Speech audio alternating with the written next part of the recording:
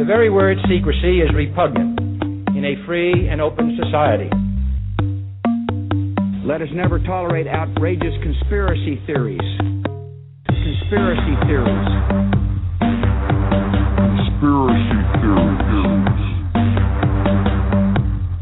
For we are opposed around the world by a monolithic and ruthless conspiracy. Because it is not the government of the people any longer. Most people do not understand the Illuminati. A new world order. A world where the rule of law governs the conduct of nations. Conspiracy theories. It is a system which has conscripted vast human and material resources into the building of a tightly knit, highly efficient machine that combines military, diplomatic, intelligence, economic, scientific, and political operations. A new world order. Its preparations are concealed, not published. Its mistakes are buried, not headlined. Its dissenters are silenced, not praised. It's the Weekend Vigilante Show.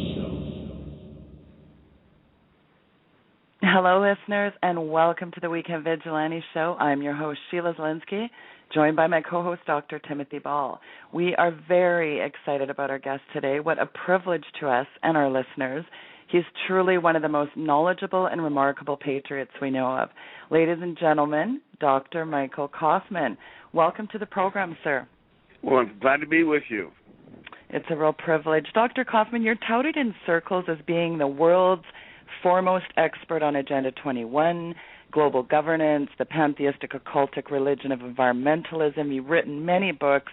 You're a scientist, an author, a filmmaker. You speak all over the world. It was your tireless work that stopped the ratification of the Biodiversity Treaty by the U.S. Senate. And I always say, Dr. Coffman, when the historians are sifting through the ashes of what once was a free West trying to determine what happened, they will discover that freedom was hijacked by Agenda 21. Dr. Coffman, give our listeners an overview on Agenda 21, sort of a 101, if you will, and why it's imperative that people know what's going on here. Well, Agenda 21 was created in the 1980s and brought out to the world in the 1992 Earth Summit in Rio de Janeiro. It's a 40-chapter document, about 300 pages long, and basically it's an outline. It doesn't have any legal teeth to it. It's an outline basically for controlling all human activity. When I say all, I mean all. Every human activity on planet Earth. That's the ultimate goal that they have. Now, they'll never achieve it, of course, because that's impossible. But nonetheless, they have the goal set out that they need to protect nature at all costs, because this is based on a pantheistic religion in which nature is God, and they need to protect God or the goddess, depending upon who they are. And as a result, no regulation, no restriction on human activity is strong enough for them. They will always want more because they will always see that man is causing harm to Mother Nature. That's the ultimate thing. Now, when I say that, understand that not every one of these people that believes in environmentalism and all the rest are this kooky, if you want to call it that. But the leadership is, and that's what counts, because they will direct the programs. And Agenda 21 is designed basically on the auspices of making us, quote, unquote, sustainable. Now, who could be against that? By making us sustainable, we can live in harmony with nature. The problem is, as I just said, nothing will ever be constrained enough. Because, man, every law and every regulation that you impose, you create unintended consequences that have to be then controlled. And Absolutely. It just keeps bigger and bigger and bigger. Well, it's interesting, too, because I think there's this, you're right, you just touched on something really interesting that, you know, this 21st century agenda really is, it's not an environmental policy. No. It's a management policy, but an attempt to impose a global centrally planned quasi-government administered by the UN. In order to have a global government, you have to create a global problem. And you're right, you know, nature is God. This Gaia-worshipping, pantheistic, you know, you just mentioned the Earth Charter. I mean, ultimately it replaces the Ten Commandments, eradicating Christianity or getting diametrically opposed to Christianity. And you have these ecological commandments where people are bowing down to nature, really. It really is. It's taking us back literally hundreds, if not thousands of years into nature worship cultures that, well, we haven't seen for a long, long time. And while they do not believe that's where they're going, I think they honestly believe that's not where they're going. That's where they'll wind up if they have the control to do it, because it's a slippery slope. Once you start down that slippery slope, you cannot stop it. Your momentum is going to get worse and worse and worse, because there is never enough control. One of the things that people have a misunderstanding about is that they believe that money is the ultimate goal for everyone. Getting money, that's the ultimate aphrodisiac. It's not. It's power. Power is the ultimate aphrodisiac, and money is just one element necessary to get it. And as a consequence, once they have power, and they're very, very close to having that power now, it will open the bars of Hades, as it were, and we will be in a nightmare from which we will probably not recover for thousands of years. That's what happened in the Dark Ages back in the 900s and 800 AD period, where no literature, nothing survived that period. It was really a very dark period, and as a consequence, when we see this beginning to happen again with really illogic, one of the things that I really go into in great detail in my book, Plundered, is that what we call progressives or socialists, they're one and the same. Don't try to think that they're two different entities. Progressives are socialists, basically.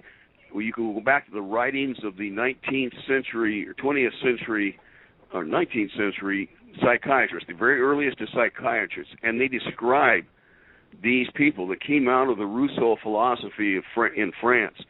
And they the socialist Europe derived from the 1800s, sort of the Jean-Jacques Rousseau, is that what you mean? Jean-Jacques Rousseau, right.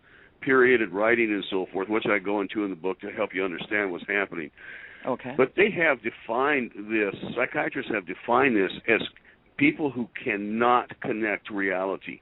They've got this image of reality in their mind.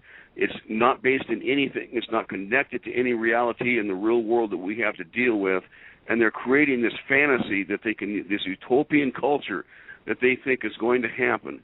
And the problem is that they're in control of the European governments, and they're in control of not so much Canada anymore, at least not right now, but certainly, well, Tim could probably disagree with me on that, but as we're seeing it happen here in the United States, I think we're just aghast with our mouth open how really utterly unbelievable some of the decisions that are coming out of Washington at this particular point in time.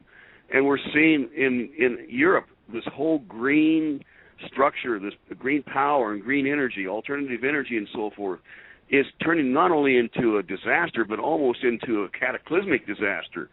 As the green energy cannot keep up with demand and so forth, it's really jeopardizing people, and it's causing what they call fuel poverty, where prices of energy and electricity have gone up so much that people can't afford it anymore.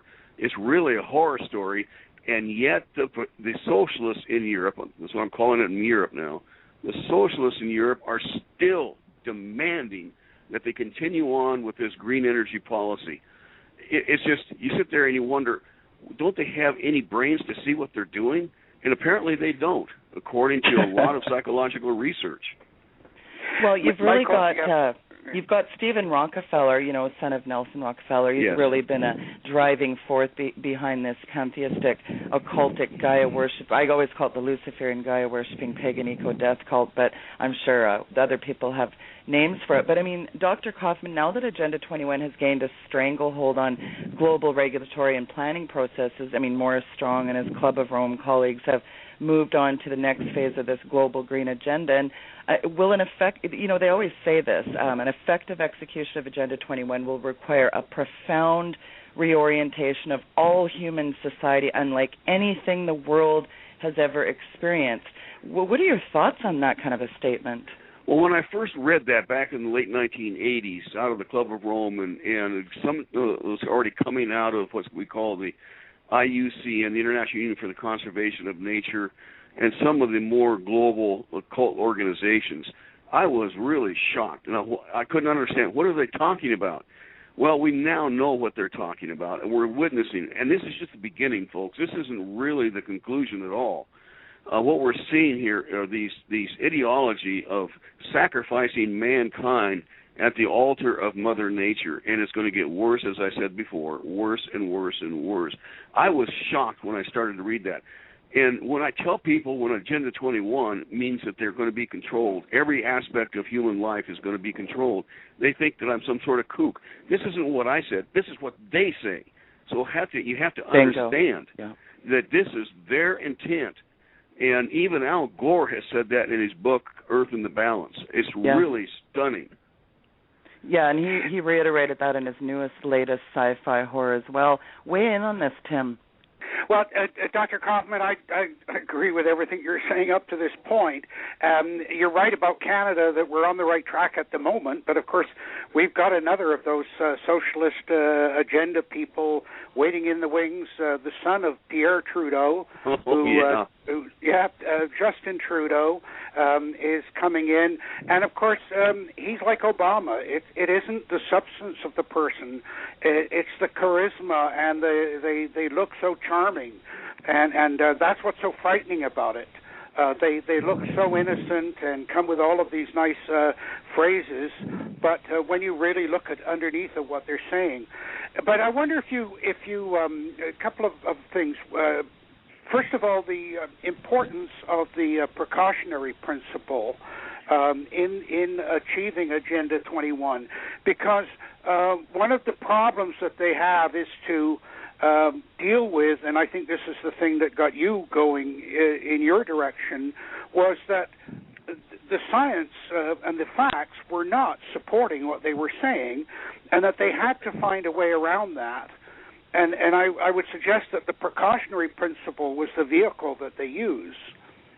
Yes, absolutely. I would have totally agree with you. And the precautionary principle is that if something could happen, then you shouldn't do it. If something negative can happen in the future, you shouldn't do it. Well, that opens up Pandora's box. I mean, it doesn't take much of an imagination to realize that basically justifies anything they want to do, because you can't tell me that you said the creation of the automobile back in the early 20th century, if we realized the smog and so forth that it created, it would have never gotten developed.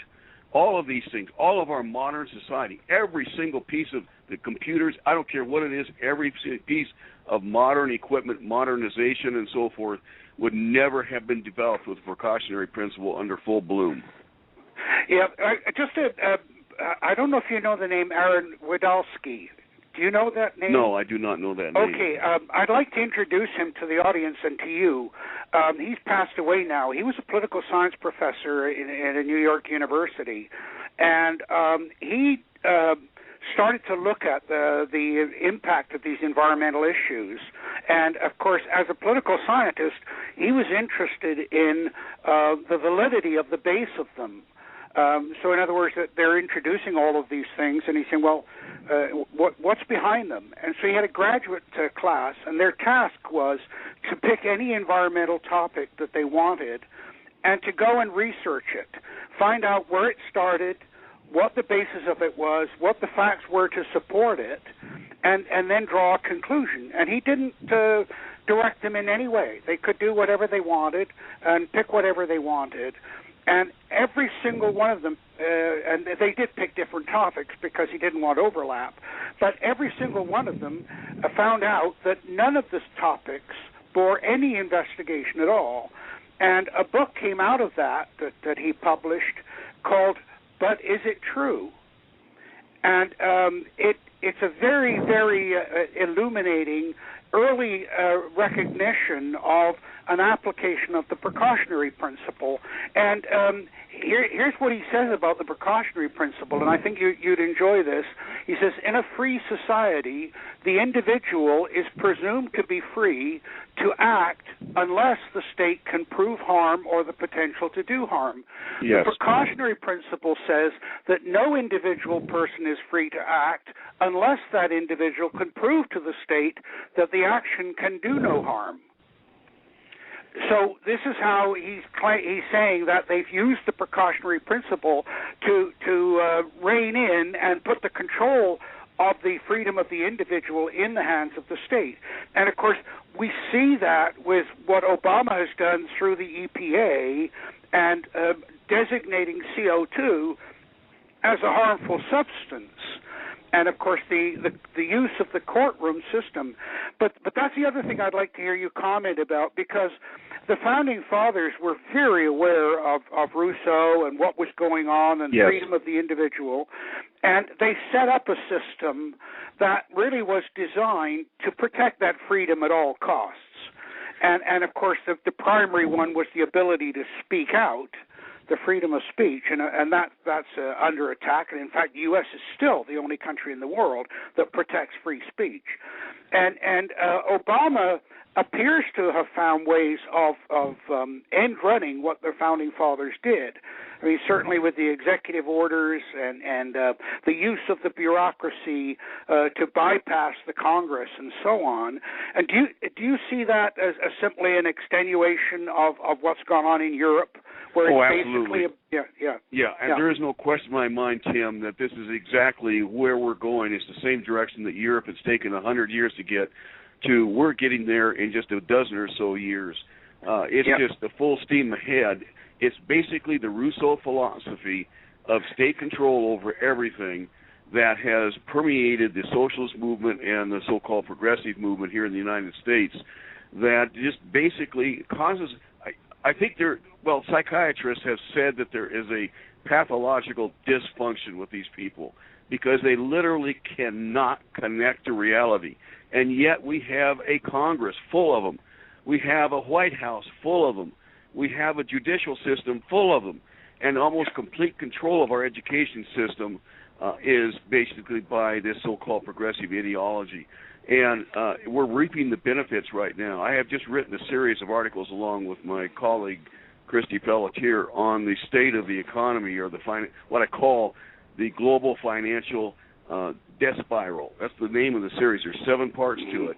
And it is stunning what is going on that you and I rarely ever see. We had to dig hard for a lot of this information.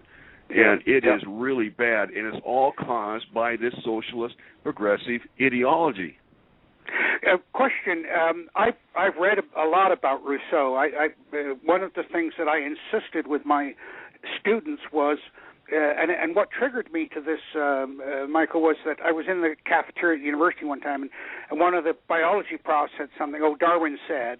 And I said, I've read all of Darwin. Darwin never said that. Yeah. And you find out that it's what I call carping on carping. People never go back and read what the original person said. Right. Nobody knew better than Darwin what the limitations of what he was saying are. But of course, science effectively used Darwin to defeat religion, and therefore no scientist now will dare say, well, there's problems with what Darwin was saying. But beyond that, if you read about Rousseau, he was not a nice person at all. No. In fact, I've forgotten the numbers, but something like he had 6 children and had them all committed to a hospital, to basically an orphan's home, and they all died at young age in there, and he didn't even visit them. And I'm wondering about this, because you mentioned about how these people seem to be blind. It seems that one of the downsides of democracy, and I know the U.S. is not a democracy, and that's another thing that I think the Founding Fathers deliberately avoided, made it a republic, is that a democracy appears to be a perfect environment for a sociopath. Yes, it is, especially a charismatic sociopath that we're seeing right now. What we're seeing here is shades of Hitler, and I'm not saying that Obama's Hitler. I don't want to ever be accused of that. However, the charisma that this man has is just almost indescribable. It's almost supernatural how people just fawn over him and totally disregard what he's saying. The fact that he feels something. And this is one of the things that the progressive socialist movement is based on, is emotion. Everything is based on emotion, not on facts. And that's why it's very hard, because this is what they're being taught in school now. So we have several generations in our society now that cannot deal with facts. They deal with emotion, and it's very easy to manipulate them through emotion. And it's what we're seeing happen is tragic. But unfortunately, most of the American citizens, I don't know about Canada, I'm not familiar with that, but most of the American citizens literally cannot see the danger that this president is doing to this country. Some more are beginning to now because it's becoming so blatant in your face that it's hard to avoid. But it's still shocking how many cannot see it. Yeah, well, exactly. And by the way, Canada and really the difference between the two nations is the commitment and adoration of government, if you want. I mean, the whole reason that Canada exists is because the people in Canada were under the British rule and chose to stay with the monarch. Yes. Very true. Right, and so we have in the Eastern Canada, which is when all of this went on, and it's really spread to Western Canada as well, the United Empire Loyalists. This is a group of people who supported the monarchy, that wanted to stay under the monarch, and of course, as you know, we're still effectively under a monarchy, yes. Although we have a governor general. So that idea of freedom that the U.S. people adopted was deliberately and pointedly avoided by Canadians. And so we continue, and that's, of course, why I raised the point earlier about we don't have protection of free speech. I'm being sued for defamation on cases that wouldn't even be entertained in the U.S., that the courts wouldn't even allow it. Well, Tim, so, that's because you shouldn't go around calling Al Gore a hack, right? But Dr. Coffman, Agenda 21 was really the main. Well, it's funny Tim mentioned Canada because we've got a new Canada commitment to Earth worship now on paper, and you really look at this Earth Charter, and Agenda 21 was the main outcome of the United Nations Earth Summit held, as we know, in Rio de Janeiro in '92, and Agenda 21 outlines in detail the UN's vision for kind of a centrally managed global society, and a fully implemented Agenda 21 really has it gets the government involved in every aspect of life on every human on Earth. How do you feel when you think about that, Dr. Coffman, that, really it gives them complete totalitarian total control over every aspect of every single person's life? I want to go back to property rights sometime in the future. Don't let me finish this program without talking about property rights. However, what you're saying is so true. When I was in 2002 down in Johannesburg at the United Nations meeting called, and I'm trying to think of it, the Summit on Sustainable Development or something like that. Right. Mm-hmm. And they tried to get the Earth Charter actually engrafted into United Nations policy at that meeting. There was an organization I was with at the time. I didn't do this, but the organization I was with actually talked the State Department into rebuking that and destroying the consensus process of the United Nations. So it was never accepted by the United Nations. It went to 3 or 4 o'clock in the morning of the last day, and they finally got it kicked out of the consensus document. Otherwise, we would be in a world of hurt right now because the United Nations would then have some sort of a legal authority, according to them, to be able to begin to implement this Earth worship concept into their policies around the world.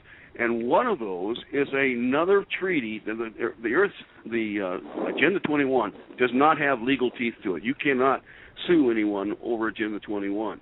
However, another document, another treaty that they had in the wings, they actually tried to get it ratified and accepted by the world earlier, but it failed, that they wanted to follow up. If they got the Earth Charter, then they would have the real impetus to implement this treaty, was the Covenant on Environment and Development, developed by the IUCN. Now, the IUCN is a horrible organization. I can't believe a worse set of organizational principles that are in the IUCN. The IUCN includes most of your United Nations organizations. It's supposed to be an environmental or a scientific advisor to the United Nations. That's what it was created for. But it also has key agencies of every nation in the world involved, and over 700 different non-governmental organizations, environmental organizations primarily, but also socialist organizations and those kinds of organizations that are members of the IUCN. They have closed meetings where the press can't get access to. And they have actually, according to Stephen Rockefeller, you mentioned his name earlier in the program, Stephen Rockefeller basically said that they are developing eco-spiritual principles. This is what they are designed to do. And those eco-spiritual principles are in this covenant on environment and development with legal teeth to it, where the nations themselves would be forced to accept this if they ratified this treaty. Now, because we stopped, not me, but because this organization were able to, working with the State Department, stop this, the covenant on the Earth Charter from being accepted by consensus into the United Nations in 2002, they've never had the catalyst necessary to actually get the nations to go along with this. Thank God. But that's what we're dealing with on an international basis, is there's all kinds of intrigue going on behind the scenes that 99.9999% of the people in the world have no clue about.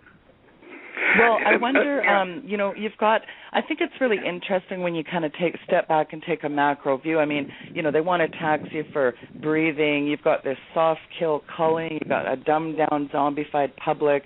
This Agenda 21, really, to me, it's a Luciferian, a eugenic yes, it is. depopulation. I really believe that's exactly what it is. Yeah, depopulation plan. And now you've got eco-police. Weigh in on your, it's bad enough we've got Big Brother and sociopathic, hedonistic, globalist, megalomaniacs orchestrating this complete totalitarianism, but we're really being hit on every single side. They're stopping you for smog checkpoints now, and, people at the, going to the dump and saying to people, no, you can't do this. And, we're really being hit on every side. I'd say we're in a lot of trouble here. Michael Coffman, tell the listeners, where does a guy start on how to fight this thing? Because we're being inundated on every angle.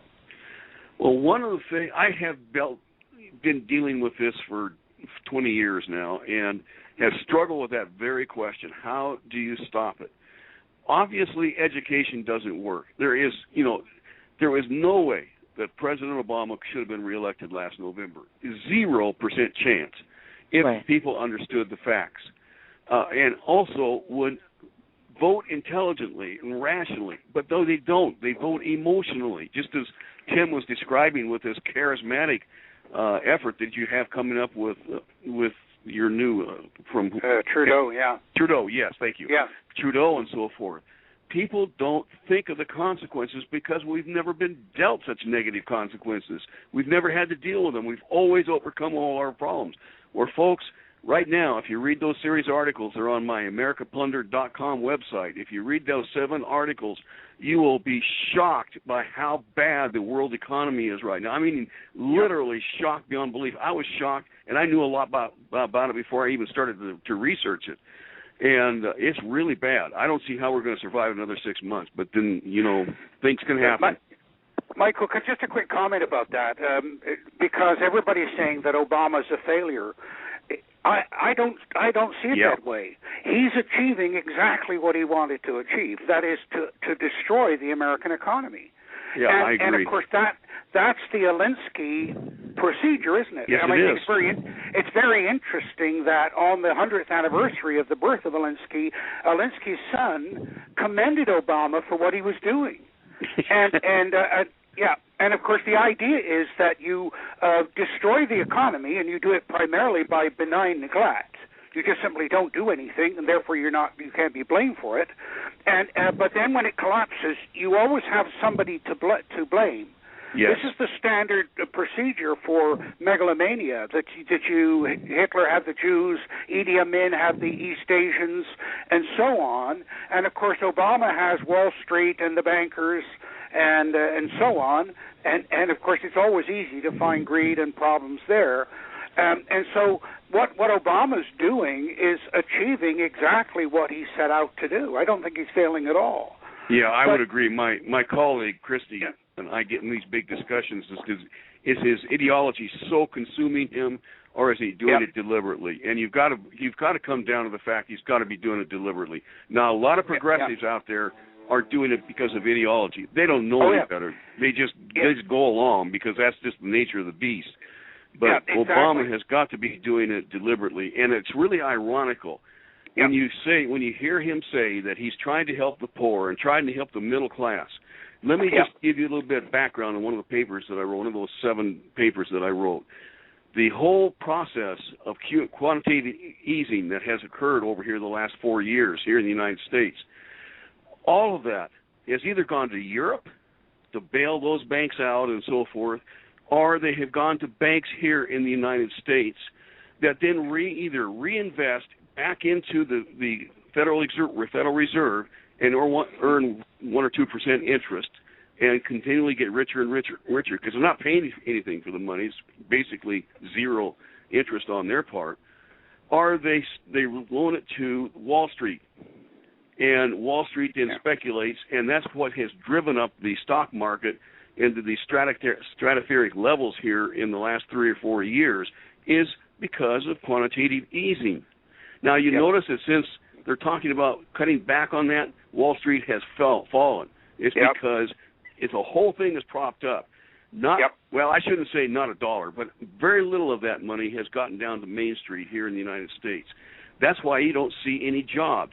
So that the only thing that Obama has done, now this is Obama doing this, working with the Federal Reserve. He has paid off the banks. That's why he can rail at them and so forth and get away with it, because he's feeding them all this money, trillions of dollars of money, and he is not helping the average person. In fact, he's destroying the poor. He's destroying our middle class. It's really it's astonishing.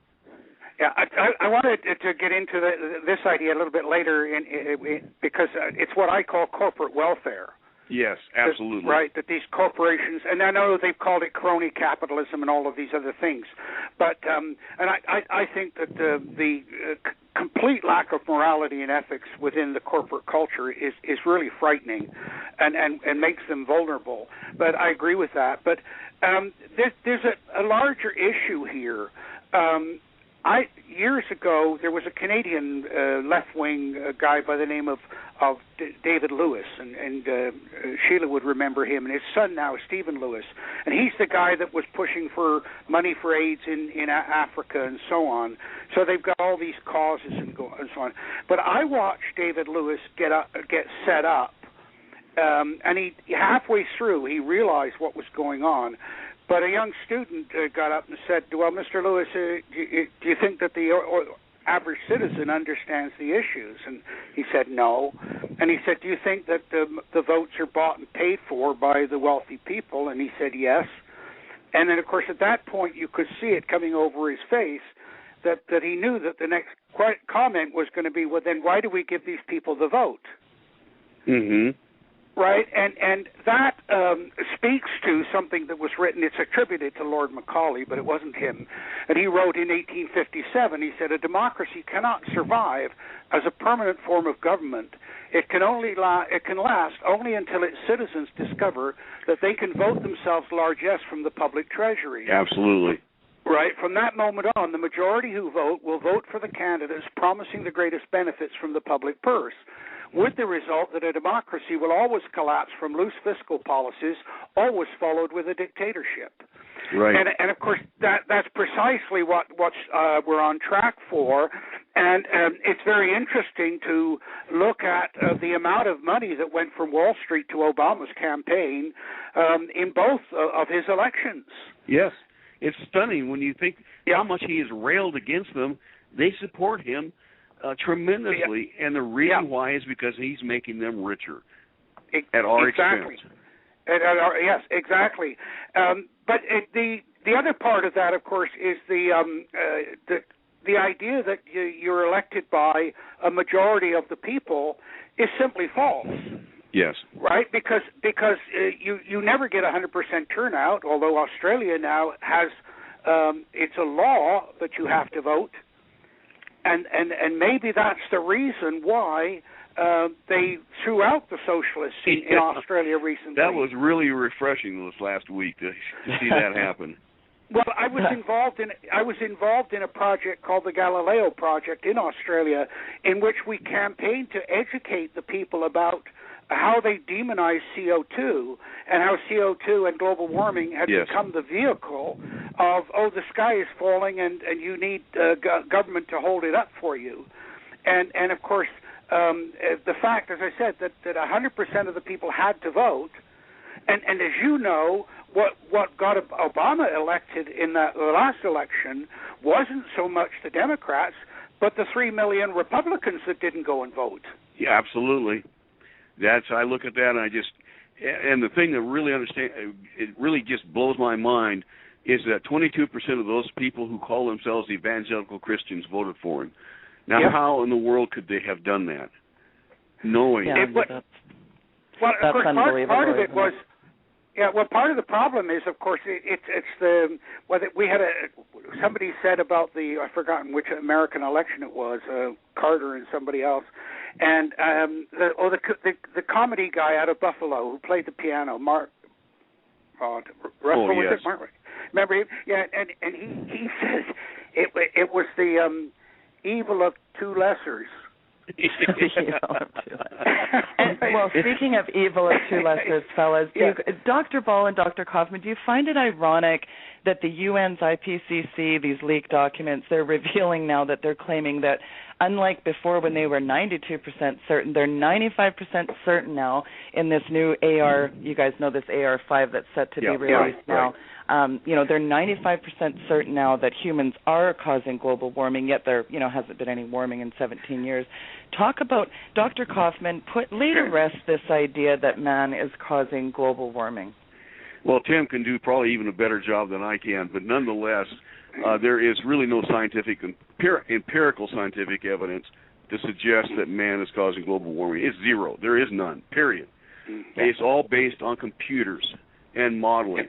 Well, garbage in equals garbage out. And unfortunately, even though a lot of these people are very honest and want to do the best job they can, if they use the wrong assumptions, you're going to get garbage out. And that's just what is happening. And clouds seems to be the key.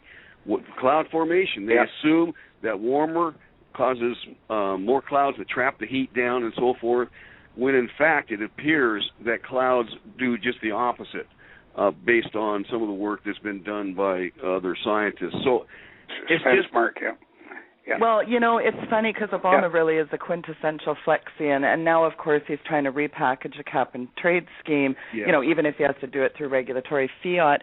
Do you find it alarming, Dr. Coffman, though, really, when you look at, environmentalism is really a new religion for a new age, and are you concerned about the deep level of anti-humanity underlying this environmental movement? It really concerns me a great deal. I'm not one to get afraid in fear, because fear will destroy you. You can't take it to that level.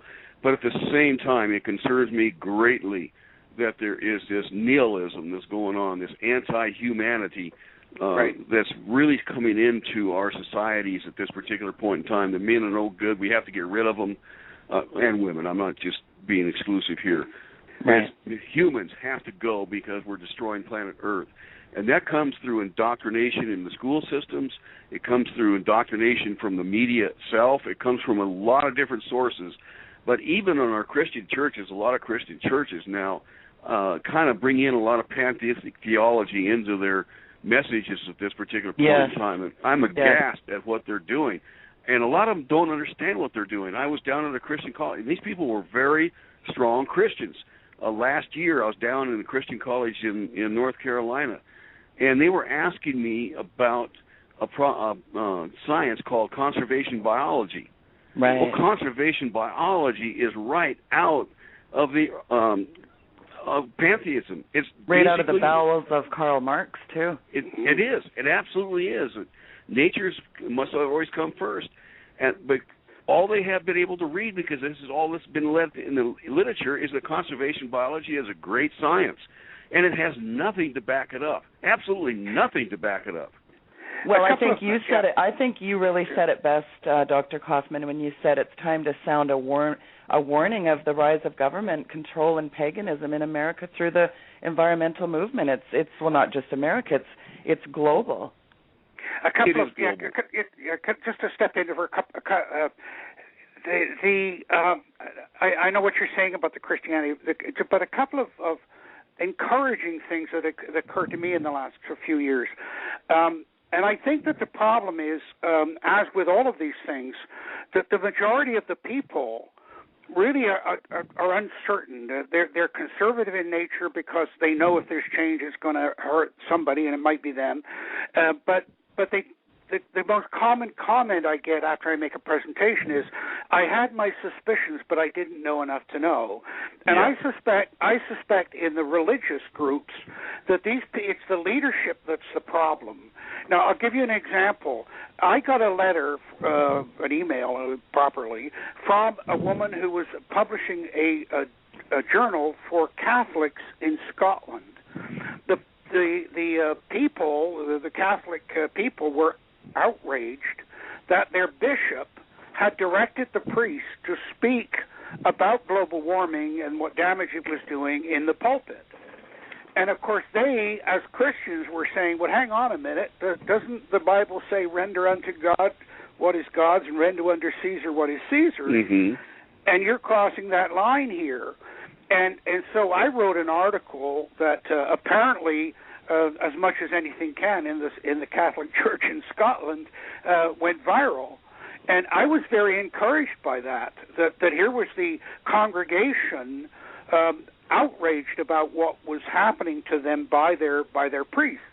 Now, a little while later, I got contacted by I think it was Southern Baptist out of Coral Gables in Florida, mm-hmm. and they were so annoyed at what their church leadership were doing, and pushing into the Sunday schools. In other words, they said, look, the Sunday school is the place where you counteract the socialism that they get in the school system. That's where you provide the balance.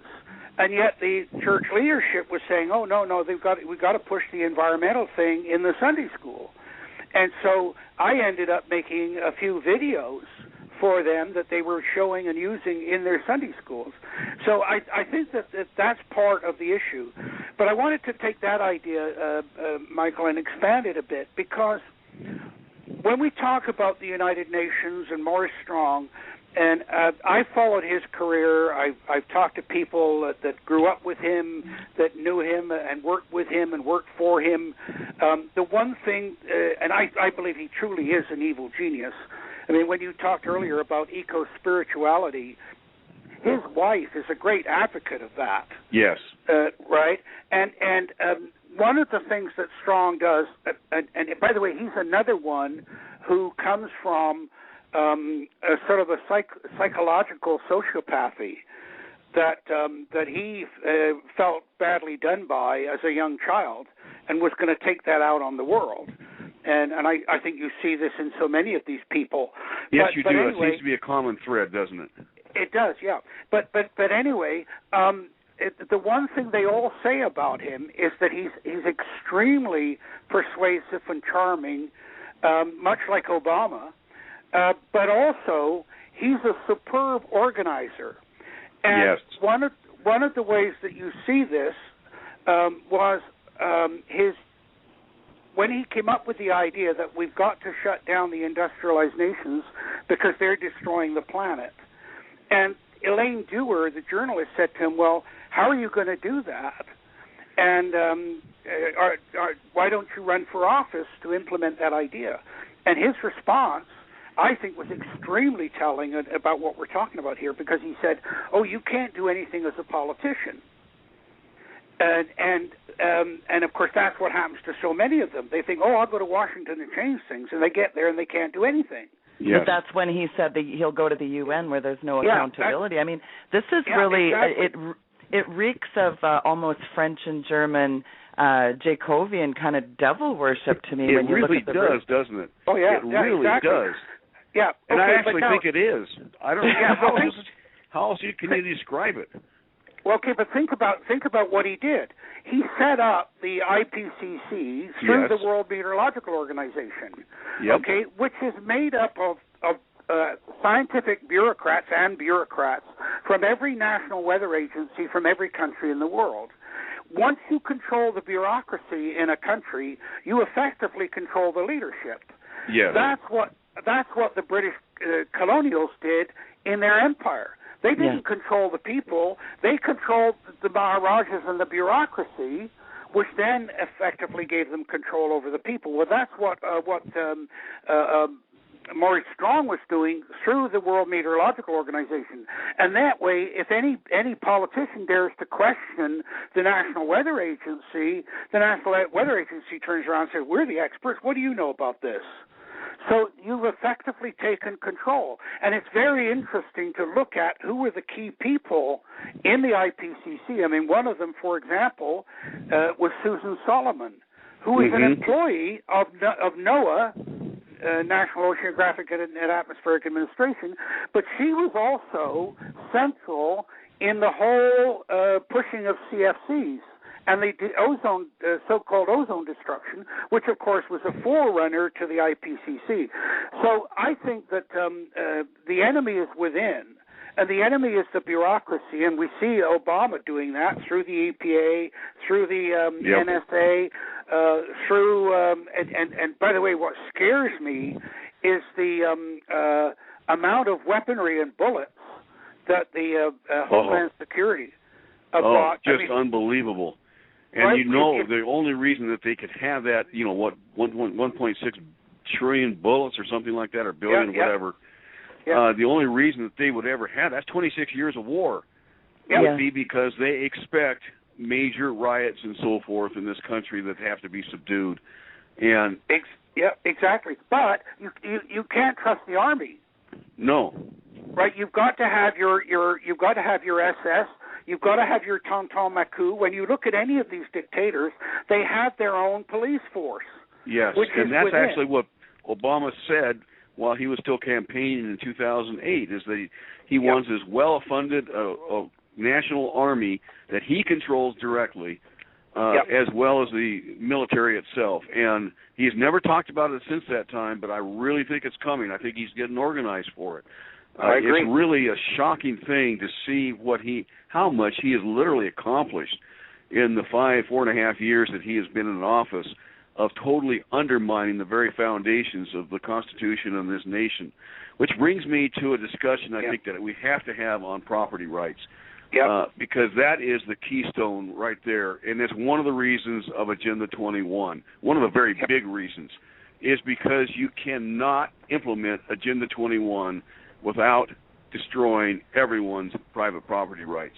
You have to take people's private property rights in order to accomplish the goals of Agenda 21 and the various national implementation structure like we have here in this, it's called Sustainable America in this country. But every nation has a process by which they implement Agenda 21. And every one of them, while they call about motherhood and apple pie of increasing prosperity and livability and all the rest of, living with nature and all the rest of the buzzwords that just sound so wonderful and noble and so forth, behind that, they have to be able to control what you do with what you have in order to implement what they think you want. And it's as simple as that. And property rights, most people don't realize it, but there is a high correlation. When I say high, it's in the 70% range. It's not statistically valid, but there's nothing else that even comes close to it. It's the most important thing for prosperity. You have to have private property rights before you can have prosperity of a middle class. You can have prosperity of the upper class with no property rights because the upper class can steal from the lower class. But in order to have a middle class where the average person can take advantage of buying into an organization, investing in it or starting their own business or whatever the case may be, they need capital. In order to get capital, they need to have access to some sort of money out of their homes or private land or whatever asset that they happen to own. And once they have that, they have the capital in order to do that. Now, they can blow it. Don't get me wrong, and a lot of people do. You can fail, but at the same time, you can succeed wildly beyond your imaginations as well, and that's what creates prosperity for a nation. And there is a direct correlation between the gross domestic product per capita and the relative wealth of that particular nation. It's really astonishing. Dr. Coffman, people are really becoming complacent with their, subservience, and we really are being taught, I guess, to love our servitude. What are your thoughts on that? Well, one of the things that really comes to my mind when you say that is the fact that in our public school systems, our kids are being taught that they're going to be very critical thinkers. They're not critical thinkers. They couldn't think their way out of a wet paper bag. What they're being taught basically is that you do what we tell you and you will succeed, and you have to be just one of these automatons out there, that you're cog in the wheel and so forth to produce this, and if you do, then it means you're a critical thinker. If you were a critical thinker, this would have never happened in the first place. And, of course, Obama gave that away when he let slip that, if you got a business, you didn't do that. It was with the government help. And Absolutely. I've seen that in the high schools. I remember talking to an Abbotsford group just recently, grade 12, and I said, that there probably not going to be jobs for you in the future. And the whole class said, hey, the government will look after me. Yeah. That's the attitude. That's the government will deal with it. Yeah, right. Yeah. Where do they think the government's going to get the money? Well, the government's going to tax. Well, what are they going to tax? Who's going to Well, of course, as you know, the what's unsustainable in the U.S. is not only the borrowing of money from China. I don't think that's the big issue. I think the federal printing, they're not printing money, they're doing it electronically, but the production, it's $200 million an hour now. Right. It's frightening. It's astonishing. I go into that in those 7-part documentation of exactly what it is. I mean, that itself is going to destroy America. Oh, of course. And it destroyed the Roman Empire, by the way. It destroyed most of your big civilizations in the past. Yeah, Stossel had a very good program about that on the Roman Empire the other day. But here's the other thing that bothers me. I think it was Santayana said that those that don't learn from history are doomed to repeat it. Yep. And certainly that's the case. But one of the things that I think that we've got to start doing, because what really bothers me is that, for example, with the whole alternate energy, green jobs, and the green agenda, as it was called, and what Obama's doing in terms of social structure, has already failed. If what he was proposing was genuinely new, that Americans, and it's the great strength of America, their willingness to try something new, and they would try something new, but when you look at what he's proposing, it's already been tried and failed everywhere it's been tried. Yes. And yet here they're still pushing it. Now, you mentioned earlier about the property rights, and I remember back in, I've forgotten what years it was, in the 80s, when Gorbachev came to Canada, and it was on a farm in Alberta where he basically acknowledged that the whole Soviet system was failing, because he was looking at a farm that was bigger than any of his communes and producing 6 to 10 times more, and it was run by a father and 3 sons. And he said, there's something wrong with our system. And of course, right now, you had the revolution in 1917. I think they got away with it more because there was a war going on than anything else. But within, by 1924, the economy had almost totally collapsed. People were starving to death because they took away people's property. Yes. That's the key lesson there. Lenin, they took the property away. And then by 1924, they introduced, and they, of course, cleverly called it the new economic policy. They gave a small plot of land back to all of the peasants. And right up until communism collapsed, those plots of land were producing 52% of the foodstuffs that was keeping the Soviet Union afloat. And it was really, people talk about free markets. I say to them, look, the only place a free market ever existed was under communism in Russia.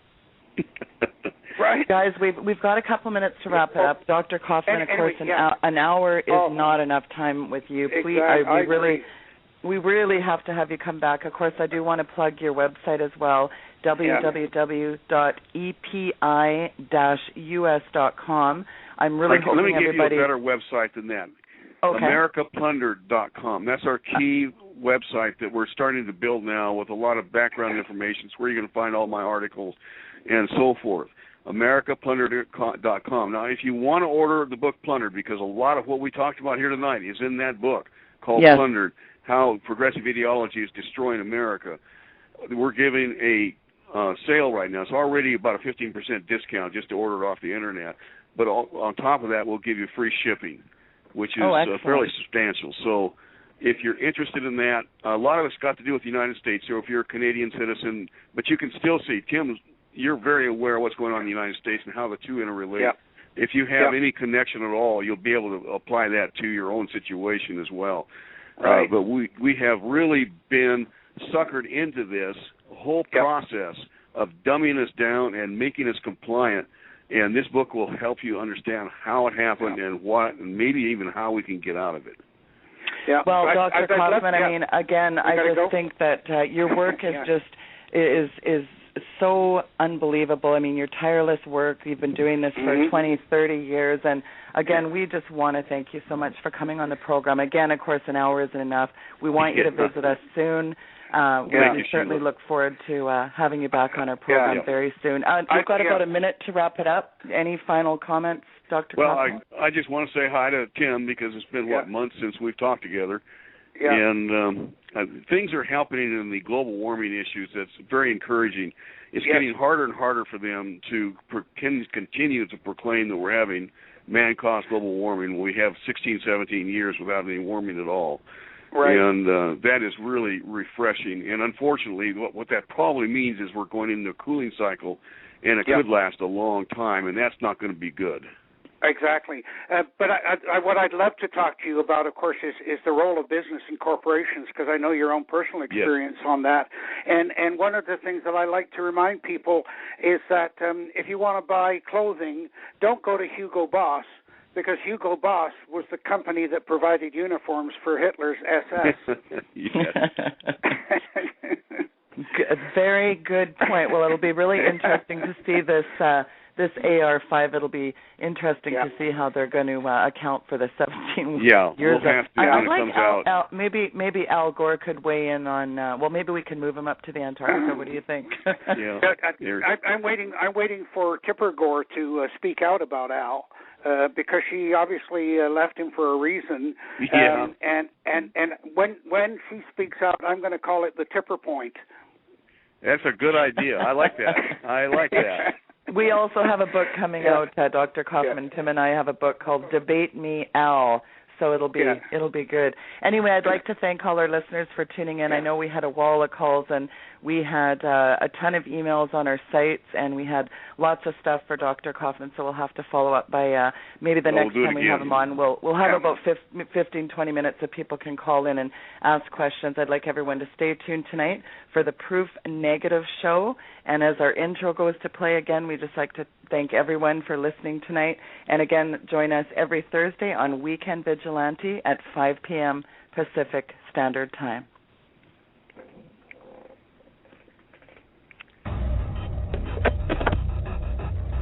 We have before us the opportunity to forge for ourselves and for future generations a new world order. No, I don't know. I just don't know when exactly. I certainly did not know anything. There was no knowledge here at the White House. This is a globally orchestrated meltdown to reshape the world into complete totalitarian global governance. Really, the end game here is the Luciferian sinister eugenics plan. It's time to kick ass and chew bubble gum. And I'm all out of gum.